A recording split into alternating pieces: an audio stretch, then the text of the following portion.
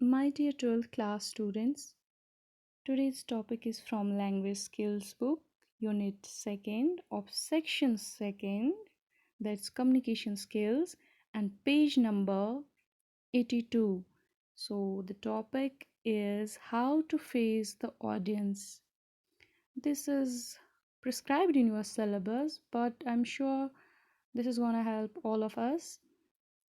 So basically, this is about public speaking, the barriers or obstacles we face while speaking in front of any gathering, and some tips will be provided in this video. So public speaking is a process, an act and an art of making a speech before an audience. So absolutely, everyone, I believe, everyone from the age, right from 10 to 30, 40, 50, whatever the age may be, 80 or 90, has found themselves in a situation where they have had to speak publicly. So, however, introducing yourself in class or delivering a paper at a conference does not necessarily make you a public speaker. So, speaking in front of just a group of people does not make you a brilliant speaker. Your goal should not be limited with informing your audience or expressing your thoughts physically, but it should be like changing their emotions, actions, and attitudes, and leaving your audience or listeners moved by the words and touched by whatever you say. So, how to do it? This has been a question many brilliant speakers have asked themselves. So, an opportunity to speak in front of an audience, whether it is 3, 4, 300, or 400 or 3000 people, there are biggest obstacles that many of us, I think most of us face, that's public speaking.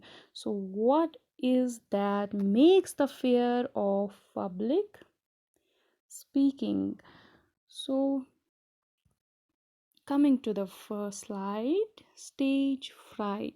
So, what does it mean? It means the fear, or we can say phobia of public speaking or performance. So this stage fright cause some people to even sometimes leave their jobs or school whenever they are asked to speak, and they feel shy and they feel like they do not have confidence, or they feel like they are unable to speak, and makes them sometimes to leave their jobs. It sounds strange, but even some high profile performers, like there are so many singers, they suffer this stage fright. So this is not just you and me or many among us, but there are so many high profile personalities or performance, like they feel this stage fright.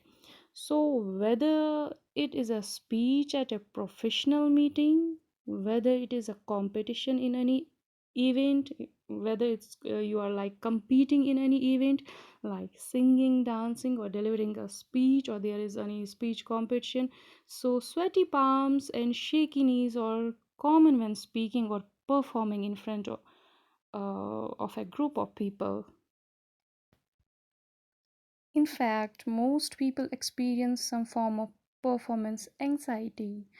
Even if only mild, a lot can be at stake. The fear, anxiety can trip anyone up with an increased heart rate and suddenly blank mind. Sometimes this issue can include symptoms such as dry mouth, nausea, changes in vision, even. So, there are many practical tips for overcoming the anxiety associated with stage fright. We have this thing, work on your department, that is learn how to stand, how to breathe, how to use your hands, and how to form your voice. So it simply means the way you behave and present yourself in front of your audience. This may include manners, action, your dressing sense. So learn how to stand in front of audience, learn the way you use your hands and your voice. So when we talk about voice, It reveals speaker's confidence. It reveals his emotional state of mind and attitude. So it is often revealed in the tone of speaker's voice. So in the area of public speaking, your voice becomes a powerful instrument that allows you to engage and encourage your audience to learn. Then we have how to use your hands. There are different situations where we make use of our arms differently. So while on stage, we have to be careful of using hand gestures because that reveal anxiety, such as clenching your hands together, clutching notes, or hiding your hands in your pockets. Even if you feel nervous, practice speaking with your arms relaxed at your side, as it helps to convey your calm attitude simultaneously and openly. So then we have this practice. So public speaking, just any other skill, requires constant practice in order to be improved. The more you talk in public, the more you train your mind and body to recognize as a familiar and safe situation, the more confident you will feel in the spotlight. So practice is one of the most important. And when you practice this practicing your speech 10 or sometimes 10 minutes or 20 even 30 minutes before the actual speaking engagement is what will make your presentation look a lot more spontaneous, natural, and effortless. So practice makes your speech natural, effortless, and spontaneous. Then we have this fluency. Of course, this is something very important element in speaking. So smooth speech is important. So of course, it's one of most important element in your speaking in a way that your words and thoughts flow from your mouth in a gentle stream. So learn how to have control of what you say and the way you present your message. So project your voice and speak accordingly. Then coming to the next slide, some tips on voice production. Speak with an open throat. Project your voice and reach out to the farthest man in the hall. Repeat a few tongue twisters to train yourself to be clear and distinct. So, when you speak in a way that you make yourself be heard. Speak to the person sitting farthest away from you so that your speech can be easily heard by everyone in the room. So, your speech should be in such a manner that you make yourself to be heard by everyone present there in the hall. Then it's about tongue twisters. So when you practice your speech, there are a couple of times it allows you to discover some awkward phrases or tongue twisters that are hard to notice. So when you first write your speech, you practice those phrases and tongue twisters to make your speech more fluent. Then we have gestures, body language. Gestures is the process of communicating your ideas, thoughts, and emotions non-verbally. So, through conscious and unconscious gestures, a message is conveyed. So, these physical gestures and facial expressions reach out the audience and convey variety of feelings and thoughts from contempt and hostility to approval and affection. So one should be very careful with his gestures while addressing a huge gathering. So while using hand gestures, so there are different situations which demand different gestures. For example, if you are speaking in welcome, open your hands. If you are speaking in reverence, raise the hands above the head. If you are speaking in derision, raise both the hands level with the face, palms out, and so on. So while using hand gestures, you have to be careful because that also sometimes reveal anxiety. Whatever is in your mind, that will be revealed. So it's a welcome speech or something like you're welcoming any guest or the occasion is something like that. You open up your hands accordingly. And if a situation is like reverence, that is a situation where you show some deep respect for any person or any holy book, and you accordingly raise the hands above the head. So if you are speaking in derision, that means where you express contempt for them, or you taunt or mock, or it's a situation of sarcasm, so you use your hands accordingly. Then we have this slide. It's about preparation. So what do? Have one central thought.